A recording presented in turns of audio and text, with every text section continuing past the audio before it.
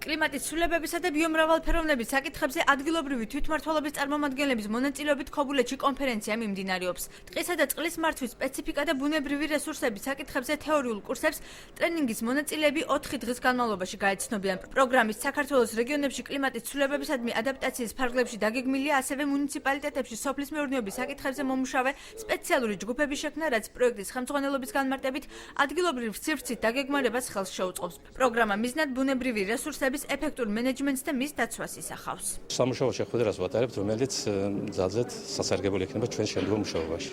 ტყის მართვის და წყლის ხულოსათვის მნიშვნელოვანი დღე და ბუნებრივი რესურსები, რომელზეც თეორიულად ბევრი რაღაც ვისწავლეთ, რომელიც შემდგომ მუშაობაში გამოგვადგება. ღონისძიებების ინსტიტუციონალიზაცია საქართველოს რეგიონში მიმართულია იმისთვის, რომ ყველა მუნიციპალიტეტში არსებობდეს გარკვეული რესურსი საჯარო მოხელეებისა, რომელთაც ექნება შესაბამისი მომზადება, გამოცდილება მიღებული იმისათვის, რომ მუნიციპალიტეტებში იმუშაონ კლიმატის ცვლილების გარემოს დაცვის და მდგრადი სოფლის მეურნეობის საკითხებზე.